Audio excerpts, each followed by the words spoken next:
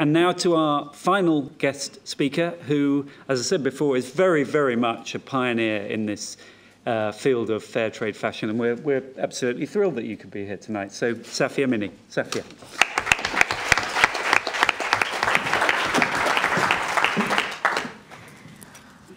Well, good evening, everyone. I'm really delighted to be here. Because I'm 5'2.5", they said I could move away from the podium so you could see me. I'm very used to doing this kind of talk in Japan, so if I suddenly do a deep bow or break into Japanese, you'll have to forgive me. People Tree started in Japan, and it started in Japan because at the age of 25, I turned up there, and being the green consumer that I am, I was looking for organic food, I was looking for fair trade food and product, and I didn't find very much. So I started something called Global Village, which is an environmental organisation and a social justice organisation. And come year 2, we realised that we actually had to develop a fair trade movement, and we have become the forefront very much of the fair trade movement in Japan. Well, we brought the initiative, People Tree, to the UK 7 years ago, and that was partly because we have a fantastic fair trade food movement here in the UK, but very, very few people that are doing fair trade in terms of handicraft. And I'll talk to you more about why that word handicraft is important. We're very much running at the opposite angle of fast fashion. We believe that slow fashion will offer sustainability, and it will also put food on the table of many, many households in rural areas in developing countries.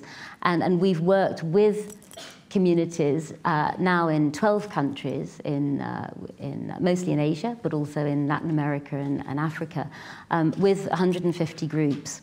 And I'll run through actually a little bit that I've just launched at London Fashion Week. If you're interested, we do have some copies over at the fashion show. Basically, People Tree is a brand that would use fashion, the item, to empower as many people as possible. So not only would we use organic and fair trade cotton, we would also hand weave it, we would hand embellish it, we might use skills in the dyeing technique. And in this way, we might be able to employ not one person for 13 minutes, which is the average length of production time of a garment today, but we might be able to employ somebody for between 1 day and 4 days. And what does that mean when you come back to the basic mathematics of the global economy that we live? Well, we know that we've got 6.6 billion people sitting on the earth today. We know that within 25 years, we're likely to have 9 billion people. That's a lot more mouths to feed, isn't it? Well, how are we going to create the jobs to feed those people? Well, we've all looked, and all of our governments have signed to the MDGs, the Millennium Development Goals, but actually the government and the business community haven't actually developed any practical steps to create a business model that will bring and deliver livelihoods into those rural areas. In fact, we're doing the opposite, aren't we? We're looking at machinery, we're looking at how we can possibly make things go faster and deploy people, de-skill people. Now, there's a really interesting look here at hand production. Not only does it put food on the table for these communities, and my model is a very, very small model. People Tree employs about 3,000 people, so there are times 5, roughly 15,000 people that are eating from the clothes that People Tree sells. We're able to increase incomes, and in the last 18 months, we've been able to increase the revenue levels for those rural people by around about 150%. And those profits are then reinvested back into the fair trade model, training new people so they can benefit from those work opportunities, and also run and finance schools and other local social and environmental initiatives. There are 2 schools, one in Bangladesh and one in Kathmandu in Nepal, 600 children in total whose schooling is covered by the profits of those fair trade orders. I'm just going to show you, if I can. So fair trade, I mean, it's interesting. When you look at fair trade in terms of agricultural and food product, you know, we know fair trade bananas and coffee and chocolate, but when you take it out of the agricultural commodities area, it becomes quite a tricky one. And where it was quite difficult for us to start with People Tree is that not only did we have to develop a set of technical assistance to all of these fantastic craftspeople and farmers, and develop and design product using those traditional skills. We also had to ensure that they had finance to finance their operations, so we would give them 50% advance payments 9 months before seeing the products and receiving those sales against them. So you can imagine it's quite an interesting and tricky thing.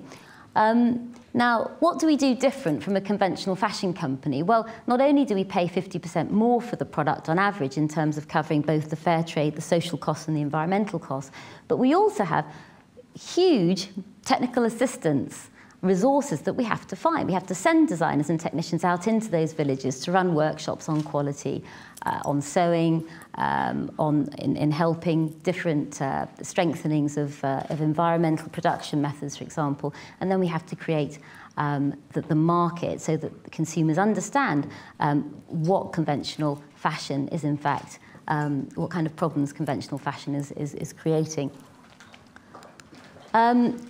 Now, if we look at organic cotton, and we heard a little bit about the pesticides issue, we look not only at something that's highly polluting, where WHO banned pesticides are being still both exported and used in developing countries, but also that farmers are finding that they're having to spend anything between 10 and 30% of their production costs to grow cotton on the pesticides. And so they end up in this kind of debt trap, which has forced more than 100,000 farmers to commit suicide in the last 10 years in India alone. Often when they're actually taking loans for their money, they may be paying an interest rate of 40%. That's about the average interest rate in a developing country. Water issues, really after global warming, we're already finding huge tensions in terms of water resources. Averagely, 2,000 litres of water is required to produce your T-shirt. We favour hand weaving. It creates 9 times more jobs than running a machine, and you might think that's an incredibly Luddite thing to do, but that actually does put food on the tables for more than 500 weavers that we work with in India and Bangladesh. And after the agricultural sector, which is the biggest sector in India, hand weaving is actually the second largest, employing 10 million people. So it's a huge sector. The carbon footprint, well, it was really interesting with Ed's look at carbon.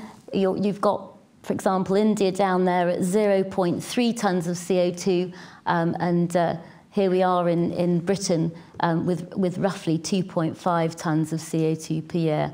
The hand production methods that we'd be using would be, for example, once we've got the organic cotton, we then naturally dye it, or we use azo-free or environmentally friendly dyes. We hand weave the fabric. The fair trade groups and cooperatives that we work with will produce about 7 metres of fabric a day.